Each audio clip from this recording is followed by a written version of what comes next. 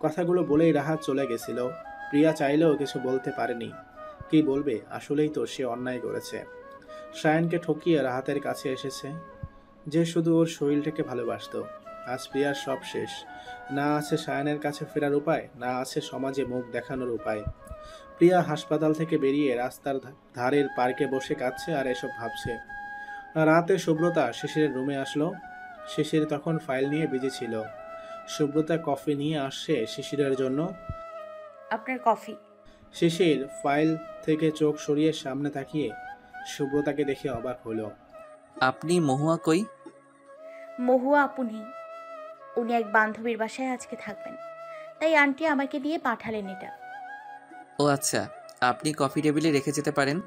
সুব্রতা কফির মগ টেবিলে রেখে যেতে নিলে টেবিলের একটা ফাইলের উপর চোখ আটকে যায়। আয়নার ছবি সেখানে। সুব্রতা ফাইলটা হাতে নিয়ে বলল, আয়নার আয়নার ছবি এখানে কেন? শিশির সুব্রতাকে এই কথা বলতে দেখে অবাক চোখে বলল, আপনি চেনেন একে? হ্যাঁ, এ আমার ছোট মামা আজমির মামার মেয়ে আয়না, আমার মামাতো বোন। ওর ছবি আপনার কাছে কেন? ও আপনার মামাতো বোন? আরে এই মেয়েটা 1 সপ্তাহ আগে স্কুল থেকে নিখোঁজ হয়েছে। এক মিনিট, এক মিনিট, এক মিনিট। তার মানে আপনি আহমেদ পরিবারের মেয়ে? সুব্রতা আয়নার নিখোঁজ হবার কথা শুনে চমকে গেল। চমকে যাওয়া কণ্ঠে বলল, নিখোঁজ হয়ে গেছে মানে? আয়নার আয়নার কি হয়েছে? কোনো একটা নারী পাচারকারীদের খবলে আপনার বোনও শিকার হয়েছে। আজকে আরও একটা মেয়ের মিসিং রিপোর্ট আসছে শিশিরের কাছে। মেয়েটা তার কলেজ থেকে নিখোঁজ হয়েছে। মেয়েটার ফ্যামিলি জানিয়েছে আগামী পরশু তার বিয়ে হবার কথা ছিল। শিশির টেবিলে বসে মাথায় হাত দিয়ে বসে আছে। এই নিয়ে 34 জন মেয়ে। কি হচ্ছে এসব কিছুই বুঝতে পারছে না শিশির। শিশিরের সামনে তার জুনিয়র অফিসার মেহেদি দাঁড়ানো। মেহেদি প্রচুর ভালোবাসে আর সম্মান করে শিশিরকে। মেহেদি শিশিরকে এভাবে বসে থাকতে দেখে বলে, স্যার কি হয়েছে, আপনাকে চিন্তিত লাগছে খুব? হ্যাঁ মেহেদি, চিন্তায় তো আছি। এই নিয়ে 34 জন মেয়ে নিখোঁজ, আর আমরা এখনো একজনকে উদ্ধার করতে পারলাম না। যখনই কেস এগোচ্ছে নতুন একটা করে আরও মেয়ে নিখোঁজ হচ্ছে। আমি বুঝতে পারছি না যে এমন কেন হচ্ছে। কিভাবে আমি মেয়েগুলোকে উদ্ধার করব? কিভাবে এই মেয়ে পাচারকারীদের ধরব? স্যার কিছু মনে না করলে একটা কথা বলি। হ্যাঁ বলো। স্যার আমার বাবাকে আমি কেসের ব্যাপারটা বলেছি। আমার বাবা আমাকে জানিয়েছে আপনার বাবার সময় এরকম সেম কেস ছিল। আমার বাবা আপনার বাবার সাথে সেই কেসে ছিল। তখনও এরকমভাবে মেয়ে নিখোঁজ হচ্ছিল। তখন আপনার বাবা কেস তদন্ত করছিলেন। উনি নাকি তদন্ত করে বের করে ফেলেছিলেন কারা এর পেছনে ছিল। আপনার বাবা তাদের ধরার জন্য যেদিন আরও কিছু অফিসারদের নিয়ে যায় সেদিন তিনি মারা যান। বেঁচে যান আমার বাবা, কারণ আপনার বাবা তাকে রেখে গেছিলেন। কারণ সেদিন আমার মায়ের লিভার পেন উঠেছিল বলে আমার বাবা আমাকে বলেছে হয়তো ওই কেসের সাথে এই কেসের কোনো সংযোগ আছে। স্যার বাবা ওই কেসটা আবার রিওপেন করতে বলেছে। তার ধারণা সেখান থেকে কিছু আমরা পেতে পারি। আঙ্কেল যখন বলেছেন তাহলে আমি আজকে বিকেলেই হেডকোয়ার্টার যাচ্ছি। বাবা, এই অসমাপ্ত কেসটা রিওপেন করে দেখি হয়। জি স্যার, আমি তাহলে এখন যাচ্ছি। হুম। মেহেদি চলে যাওয়ার পর শিশির তার ড্রাইভারকে কল দেয় আর জানায় সুব্রতার কলেজ ছুটি হবার সময় হয়েছে, তাকে যেন আনতে যায়। একদম ঠিক সময়, একটুও যেন দেরি না করে। শিশির এখন বিজি থাকায় সুব্রতাকে ওদের ড্রাইভারকে দিয়ে আনা নেওয়া করে আর একদম সঠিক সময় মতো পাঠায় যেন 1 মিনিটও লেট না হয়। সুব্রতা ইদানিং খুব মন মরা থাকে। আয়নার জন্য খুব মন খারাপ লাগছে তার। মেয়েটা কই হারিয়ে গেল আল্লাহ জানে। সুব্রতা সেদিন রাতে শিশিরের থেকে সবটা শুনে অবাক হয়েছিল। চেয়েছিল ওই বাড়ি যেতে, কিন্তু আবার যায়নি।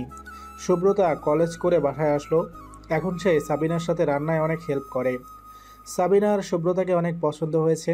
মনে মনে সে চায় শিশিরের বউ করতে ওকে, কিন্তু শিশির রেগে যাবে ভেবে বলে না। সুব্রতা এসে সাবিনার সাথে রান্না করে গোসল করে খেয়ে নিল সবার সাথে। তারপর একটু ঘুমিয়ে নিল। শিশির বিকালে হেডকোয়ার্টার এসেছে। সেখানে এসে সে তার সিনিয়র অফিসারের সাথে কথা বলছে। শিশির, তুমি এত পুরানো একটা কেস রিওপেন করতে চাইছো কেন? স্যার আমি কেসটা রিওপেন করতে চাই। আমার বিশ্বাস এই কেসটা ওপেন হলে এখানের কেসটাও সমাধান হবে। প্লিজ স্যার, আমাকে কেস রিওপেন করার পারমিশন দিন sir, please, I beg to you. Okay Shishir, আমি তোমাকে পারমিশন দিচ্ছি। তুমি কেস রিওপেন করো। তুমি তোমার যা যা করা লাগে, এই কেসে সব সাহায্য তুমি পাবে। তোমার বাবাও অনেক সৎ মানুষ ছিলেন। সততার সাথে কাজ করতেন। আমি জানি তুমিও একজন সৎ অফিসার। বেস্ট অফ লাক এই কেসের জন্য। ধন্যবাদ স্যার। শিশির হেডকোয়ার্টার থেকে ফাইল নিয়ে চলে এসেছে। আজকেই সে কেস রিওপেন করবে। মৌ আর হাসান ছদ্মরূপ নিয়ে সুব্রতাদের এলাকায় এসে খোঁজ নিচ্ছে। অনেক চমকে দেওয়া তথ্য তারা পেয়েছে। আরও কিছুদিন খোঁজ নিয়ে তারপর তারা এখান থেকে যাবে। সায়ান আজ অনেকদিন পর কলেজে এসেছে। এই কয়েক সপ্তাহ সে প্রিয়ার থেকে ধোঁকা পেয়ে একদম চুপচাপ হয়ে গেছিল, কিন্তু এখন সে নিজেকে সামলে নিয়েছে। সে এখন সুব্রতার কাছে ক্ষমা চাইতে চায়। অনেক বড় ভুল সে করে ফেলেছে। সুব্রতার ভালোবাসা সে বোঝেনি, তাকে সে কষ্ট দিয়েছে। তাকে মাফ চাইতে হবে সুব্রতার কাছে, কিন্তু সুব্রতা কই আছে তা সে জানে না। সায়ানের ফোনে 2 দিন ধরে প্রিয়া ফোন করছে। সায়ান বুঝতে পারছে না এখন কেন প্রিয়া তাকে কল দিচ্ছে, আর কি চাই তার সায়ানের কাছে। আর রাহাত তো আছে তার কাছে, তবুও কেন তাকে কল দিচ্ছে। সায়ান বিরক্ত বোধ করে প্রিয়ার নাম্বার ব্লক করে দিয়েছে। কোনো বেইমানের সাথে সে কথা বলতে চায় না। ক্লাস শেষ করে সায়ান গেটে এসে দেখে প্রিয়া দাঁড়ানো। তাকে দেখে প্রিয়া ওর কাছে আসতে নিলে সায়ান ওকে এড়িয়ে চলে আসে। প্রিয়া ডাক দিলেও তা শোনে না। শেষের সারা রাত কেসটা স্টাডি করতে করতে ঘুমিয়ে গেছে। থানায় নিজের রুমেই, বাসায়ও যায়নি। সকালে কনস্টেবল এসে শিশিরকে জাগিয়ে তুলছে।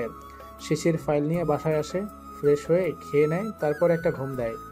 সুব্রতা আজকাল দেখছে শিশির অনেক বিজি, বাসায় আসার সময়টুকুও পায় না। সুব্রতা কলেজে চলে যায়। শিশির ঘুম থেকে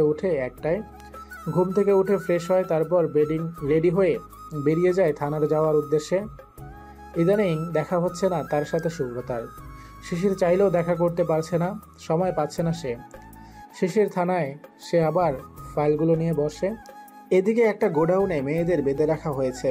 কারো মুখ হাত পা বাঁধা, তো কেউ কেউ আবার সেন্সলেস হয়ে পড়ে আছে। ফিরোজ আর তার বোনজামাই বসে কথা বলছে। আর 6টা মেয়ে হলে 40 জন হয়ে যাবে। হ্যাঁ, আমাদের ছেলেরা আরো 3টা মেয়ে নিয়ে আসছে, আর 3টা মেয়ে লাগবে। তাহলে তো ভালোই। আর 3টা মেয়ে আগে এলাকা থেকে তুলবো। তাহলে তুলে ফেলি? তুলে ফেলো, তবে একজন করে। আচ্ছা। আব্বাস তাদের লোকেদের জানিয়ে দিল আজকে আগের এলাকা থেকে মেয়ে আরেকটা তুলে আনতে। সাবিনা রান্নাঘরে রান্না করছে, তখন খেয়াল হলো আজকে বাসায় চিজ নেই। শিশিরের জন্য চিজ পাস্তা বানাতে চিজ লাগবে। বাসায় এখন কেউ নেইও যে এনে দিবে। সাবিনা চাপাকে ডাক দিল। চাপা মা, শুনে যা তো। চাপা ডাইনিং টেবিলে প্লেট রাখছিল, সাবিনার ডাকে রান্নাঘরে যায়। হ্যাঁ খালাম্মা বলেন। চাপা, একটু সামনের দোকান থেকে চিজ কিনে নিয়ে আসবি, শিশিরের জন্য চিজ পাস্তা বানাবো। কিন্তু চিজ বাসায় নাই, আর কেউ নাইও এনে দেওয়ার। তুই একটু যাবি মা? ও খালাম্মা, আমি এখনই যাইতেছি। চাপা মাথায় ওড়না টেনে বের হলো বাহিরে। বাসার সামনের দোকানে চিজ না পাওয়ায় চলে আসে সামনের এরিয়াতে। ফিরোজের ছেলেরা এখনও কোনো মেয়ে মিল করতে পারেনি, তাই মাথায় 2টার পেছন দিয়ে হেঁটে হেঁটে যাচ্ছে। সামনে চাপাকে দেখে তারা থেমে গেল, আর একজন আরেকজনকে বলল, মামা এখনো কারে পাই না, এইটারে নিয়ে যাই। আর কেউ নাই, এইদিকে ভালো সুযোগ। হ্যাঁ মামু তাই কর। ছেলে 2জন আড়ালে এসে দাঁড়ালো। চাপা যেই না তাদের ক্রস করে যাবে, পেছন থেকে একজন এসে চাপার মুখে বিষাক্ত মেডিসিন চেপে ধরে, আর চাপা ধস্তাধস্তি করতে করতে জ্ঞান হারায়। ছেলে 2টা চাপাকে একটা বস্তায় ভরে মেইন রোডে আনে। সেখানে ওদের গ্যাংয়ের অন্য লোকেরা গাড়ি নিয়ে অপেক্ষা করছে। ছেলে 2টা তাড়াতাড়ি গাড়িতে উঠে গেল। সুব্রতা বাসায় আসার পর দেখলো সাবিনা সোফায় মাথায় হাত দিয়ে বসে আছে। সুব্রতা তার কাছে এগিয়ে যায়, বলে, মামুনি কি হয়েছে, তুমি এভাবে বসে আছো কেন? সুব্রতা, 2 ঘন্টা হয়েছে চাপাকে চিজ আনতে পাঠিয়েছি, কিন্তু এখনো ফেরেনি বাসায়। চিজ আনতে তো এত সময় লাগার কথা না। কোনো বিপদ হলো না তো? কি বলছো মামুনি, এখনো ফেরেনি? না, আমার খুব চিন্তা হচ্ছে। চাপার কাছে তো ফোনও নেই যে কিছু হলে ফোন করবে। হায় আল্লাহ, মেয়েটা কই গেল? রাতে শিশির বাসায় এসে দেখে মহুয়া, সুব্রতা, সাবিনা বসে আছে। সুব্রতা কান্না করছে, মহুয়া তাকে সামলাচ্ছে। শিশির মায়ের কাছে জানতে চাইল কি হয়েছে। চাপা সেই যে দুপুরে চিজ আনতে বেরিয়েছে, আর বাড়ি ফেরেনি। আমার খুব চিন্তা হচ্ছে, মেয়েটার কোনো বড় বিপদ হলো না তো? বাবু, তুই একটু খোঁজ না। এমনিও অনেক বোকা টাইপের, তার ওপর ওর কাছে কোনো ফোন নেই। আল্লাহ জানে কোনো বড় বিপদে পড়লে আমাদের তো জানাতেও পারবে না। দুপুরে এসব আর তোমরা এখন জানাচ্ছ আমাকে? মিসিংয়ের অলরেডি 9 ঘন্টা হয়ে গেছে। উফ, দাঁড়াও, আমি মেহেদিকে কল দিচ্ছি। শিশির মেহেদিকে কল লাগায়। হ্যালো মেহেদি, এখনই আমার বাসায় 4 জন অফিসারকে পাঠাও ফার্স্ট। জি স্যার, আচ্ছা। কিছুক্ষণের মাঝে 4 জন অফিসার সহ শিশির চাপাকে খুঁজতে বের হয়। অলিগলি সব খুঁজে যাচ্ছে, কিন্তু চাপার হদিস নেই কোনো। শিশির আর বাকি অফিসারের সব জায়গা খুঁজে বেরোচ্ছে। আশেপাশের লোকদের জিজ্ঞেস করছে, কিন্তু কেউ কিছু বলতে পারছে না। পুরো এলাকা খুঁজেও চাপাকে খুঁজে পায়নি শিশির। ব্যর্থতা নিয়ে ক্লান্ত শরীরে বাসায় আসলো। রুমে এসে সোজা ওয়াশরুমে গেল। লম্বা শাওয়ার নিয়ে বেরিয়ে আসলো শিশির। একটা ট্রাউজার আর গেঞ্জি পরে বসে পড়ল সোফায়। ঘড়িতে এখন 3:20 হয়েছে। পুরোটা রাত তারা চাপাকে খুঁজেছে। আশেপাশের পুলিশ অফিসেও খবর দিয়েছে সে। চাপাকে সেও খুব ভালোবাসে, নিজের ছোট বোনের মতো। মেয়েটা এভাবে নিখোঁজ হয়ে যাবে তা সে ভাবতে পারেনি। শিশির সোফায় হেলান দিয়ে বসে আছে, হাতে খাবারের প্লেট নিয়ে শিশিরের রুমে আসলো সুব্রতা। সুব্রতা ভালোই জানে শিশির যে না খাওয়া। বাড়িতে এসেই চলে গেছে চাপাকে খুঁজতে। সুব্রতা খাবার নিয়ে শিশিরের দিকে এগিয়ে গিয়ে বলল, শুনছেন? শিশির চোখ বন্ধ করে রেখেছিল। সুব্রতার ডাকে চোখ মেলে তাকায় সে। এত রাতে তুমি এখনো ঘুমাওনি কেন তুমি? আপনার জন্য খাবার এনেছি। সেই দুপুর থেকে আমি জানি আপনি না খাওয়া। বাসায় এসেই বেরিয়ে গেছিলেন। নিয়ে খেয়ে নিন।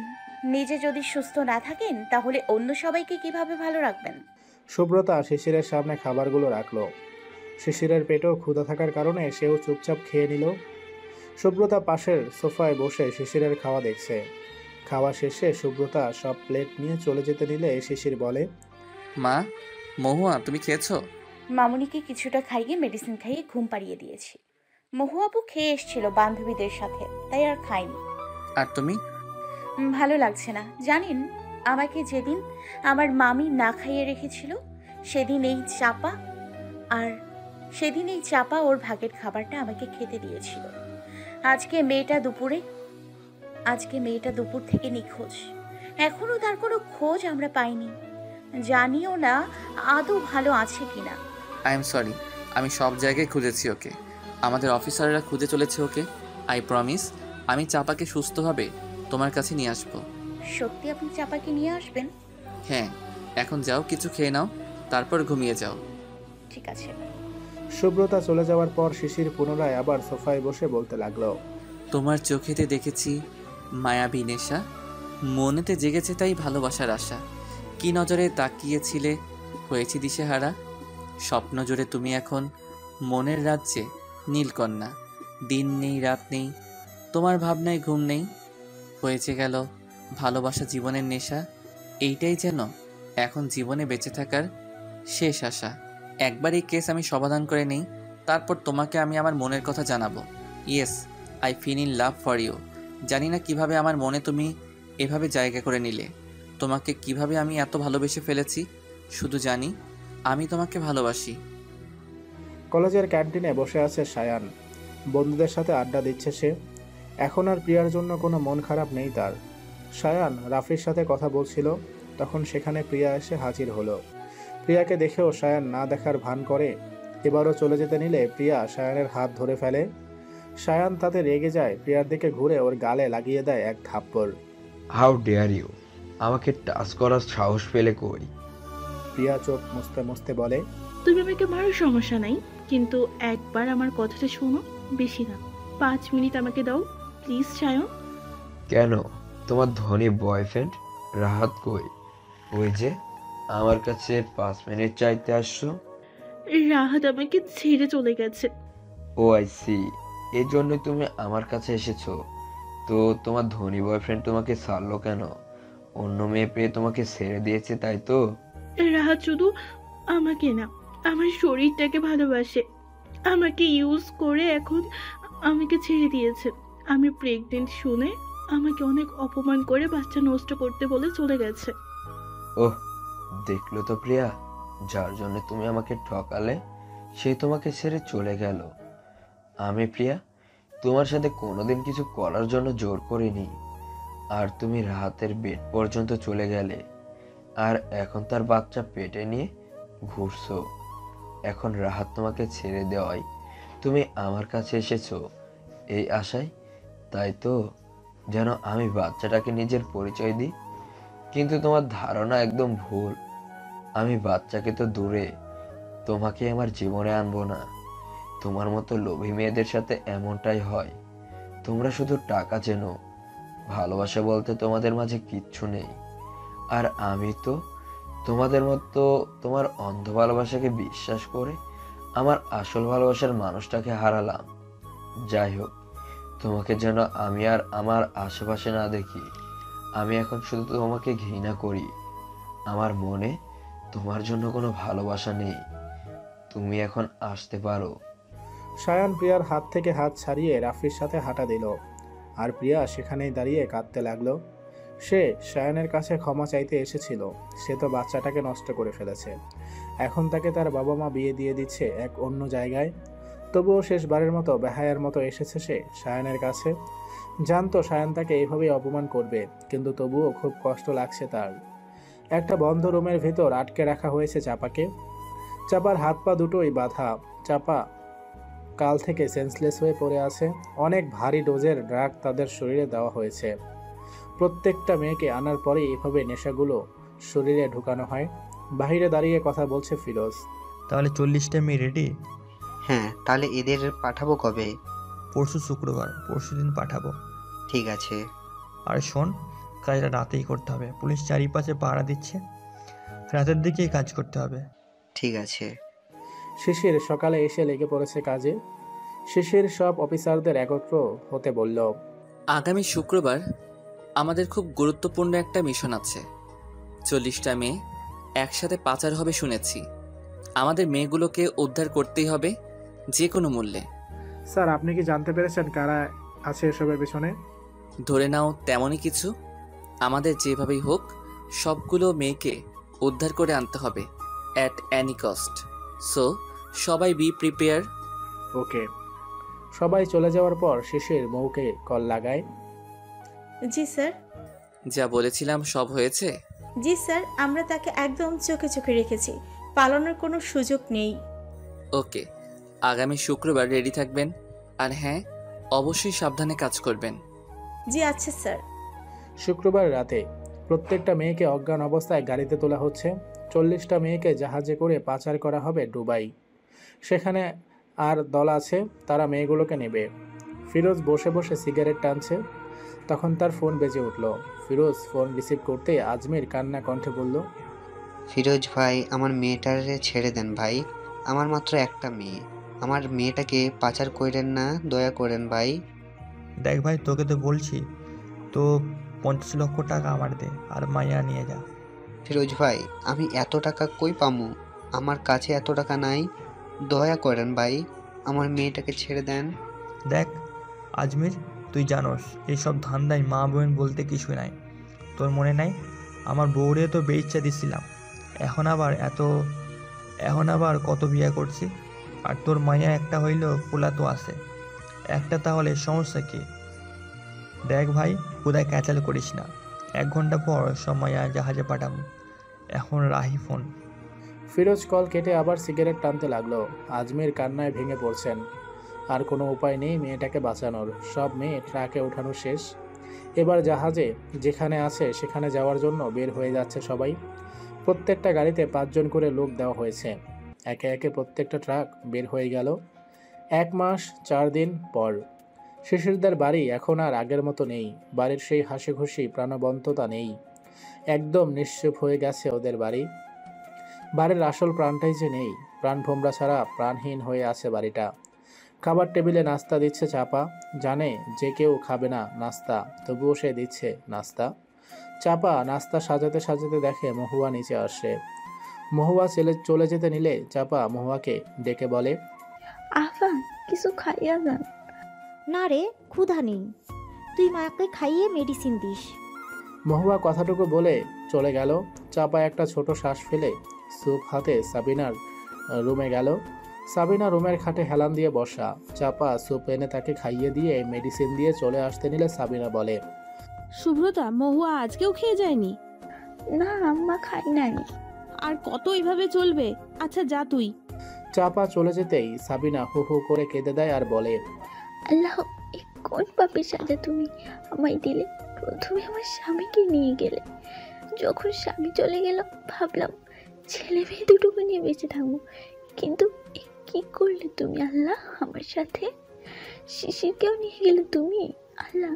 আমি মা হয়ে কি করে মেনে নিব এটা? আল্লাহ আমার শিশিরকে ফিরিয়ে দেন, এই মায়ের কান্না ফেলে দিয়ে না। সুব্রতা আজকেও কোনো রকম ক্লাস করে বাসায় আসলো। কোনো কিছুর প্রতি তার আগ্রহ আসছে না, সব কেমন এলোমেলো লাগছে তার। সুব্রতা বাসায় এসে ফ্রেশ হয়ে রান্নাঘরে গেল। রান্নাঘরে গিয়ে দেখে চাপা রান্না করছে, তাই সে সাবিনার রুমে গেল। সাবিনা হুইল চেয়ারে বসে আছেন।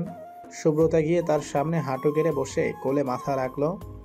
সাবিনা সুব্রতার মাথায় হাত বুলিয়ে দিচ্ছে। সুব্রতা চুপচাপ হয়ে আছে। সাবিনা সুব্রতাকে চুপচাপ দেখে নিজেই বলতে শুরু করলেন,